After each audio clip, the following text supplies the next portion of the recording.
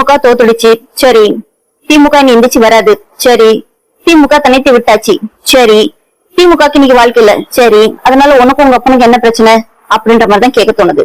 ரெண்டாவது, மாற்று கட்சி, அது காங்கிரஸா இருக்கட்டும், வேற சோன்சோ எந்த குப்பை கட்சியா இருக்கட்டும், திமுக காரங்க என்னைக்குமே அந்த தலைவர்களை எப்பவுமே பேசுனது கிடையாது. தப்பா வார்த்தைகள் பேசினதே கிடையாது. இது ராஜீவ் காந்தியா இருக்கட்டும், இல்ல சோனியா காந்தியா இருக்கட்டும், இல்ல கார்கேயா இருக்கட்டும், காங்கிரஸ்ல இருந்து எந்த தலைவர்களையும் தப்பா பேசுறது. ஆனா இந்த காங்கிரஸ் காரணங்க திமுக உள்ள இறந்து போன தலைவர்களை அவதூறா பேசுறதா இருக்கட்டும், இப்ப இருக்கக்கூடிய தலைவர்களை அவதூறா பேசுறதா இருக்கட்டும், நீங்க ஒண்ணு கூட்டணி சேர்ந்திருக்கவே கூடாது. சேர்ந்தா இப்போ விசிகே மாதிரியோ இல்ல ஐஎம்எல் மாதிரியோ சொல்லிட்டு போயிருந்துருக்கலாம், ஜகா வாங்கிக்கலாம், ஒன்னும் பிரச்சனை இல்லை. உங்களுக்கு அந்த பண்பு கூட உங்களுக்கு கிடையாது. ஏன்னா உங்களுக்கு வந்து துரோகம்ன்றது ஒரு பெரிய விஷயமே கிடையாது. நீங்க வந்து இன்னொருத்தருக்கு துரோகம் பண்ணுவீங்க, உங்க பாஜக துரோகம் பண்ணுவா, அவ்வளவுதான். உங்களுக்கு இன்னொருத்தவங்க யாரையும் சவாரி பண்ணணும், அந்த சவாரி பண்றதுக்கு இப்ப இடம் கிடைச்சிருச்சு, அங்க குடுக்கறத வாங்கி தின்னுகிட்டு அங்க நன்றியா இருக்கணும், கரெக்ட். அதுக்காக திமுக காரனே கிடைச்சிட்டு இருக்கீங்க. அங்க வாலாட்டுங்களா, அங்க வேலை செய்யுங்களேன்.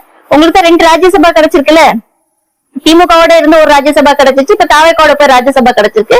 அங்க வேலை செய்யுங்களாண்டு உங்க கட்சியை வளர்க்கறதுக்கு பாருங்களா. திமுக படுகொலை அடிச்சு அதனால உங்களுக்கு என்ன பிரச்சனை வந்துச்சு?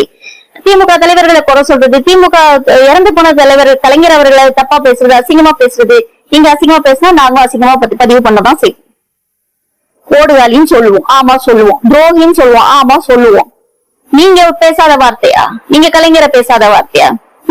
இன்னைக்கு ஒரு நாய், காங்கிரஸ்ல ஒரு நாய் போட்டிருக்கான், மெரினா பீச்சே கூவ மாட்டான். ஒருத்தன் ஏர்போர்ட்ல இருந்து சிந்திச்சானாமா, அவன் இப்போ கடற்கரையே நாசமாக்கிட்டாங்களேன்னு சொல்லிட்டு சிந்திச்சானாமா. அதுக்கு ஒரு நாய், ஒரு காங்கிரஸ்கார இன்னொரு நாய் போடுது, கூவத்துல கரைச்சிருக்கணும் இவங்களை எல்லாம். உங்க அப்பனே ஆத்தாலையும் போய் கூவத்துல கரைங்கடா. எவன் கேள்வி கேட்க வர போறான்? ஏன் கேள்வி கேட்க வர போறான்? உங்க அப்பனே ஆத்தாலையும் கரைங்க. இல்ல இப்ப நீ காங்கிரஸ் தலைவர்கள் நிறைய பேர் இருக்காங்க, அவங்க எல்லாம் செத்தாங்க கூவத்திலயோ இல்ல இதோட மோசமான ஏதாச்சும் கட்டர் இருந்தா அந்த கட்டர்ல கொண்டு போய் கரைச்சிருங்க, ஒன்னும் பிரச்சனை கிடையாது. எங்களுடைய தலைவர்களை நீ கேட்டேன்னா நாங்க அதுக்கு பதில் சொல்லதான் செய்வோம். நீ தப்பா பேசினா நாங்களும் தப்பா பேசதான் செய்வோம். அரசியல பாருங்க. ரெண்டாவது, எக்ஸாமா இருக்கட்டும், தேர்தலா இருக்கட்டும், தோல்வியை சந்திக்காத மனுஷனே கிடையாது, தோல்வியை சந்திக்காத எந்த கட்சியும் கிடையாது. இன்னும் 30 வருஷத்துக்கு விஜய் தான். 30 நாளைக்கு நீங்க எல்லாம் முதல்ல உயிரோடு இருக்கணும்டா. அதுவே இயற்கை கையில தான் இருக்கு. இயற்கையே இருக்கணும், முதல்ல உயிரோடு இருக்கணும். அதுக்கு முன்னாடி இந்த ஆட்டெல்லாம் ஆடாதீங்க, நாசமா போவீங்க, மண்ணாங்கட்டீங்களா. முதல்ல அரசியல பார்க்க பாருங்கடா, பரதேசி நாய்ங்களா. உங்களுக்கு முதல்ல ஒழுங்கா ஸ்டெப்ஸ் எடுக்கவே துப்பு கிடையாது. உங்க தலைவனை நாங்க பப்புன்னு சொல்றோம். ஏன் பப்புன்னு சொல்லணும் தெரியுமா? இதுக்குதான் பப்புன்னு சொல்றோம். ஏன்னா முதல்ல ஒரு தலைவனானவன் தைரியமா தெளிவான ஒரு முடிவு எடுக்கணும்.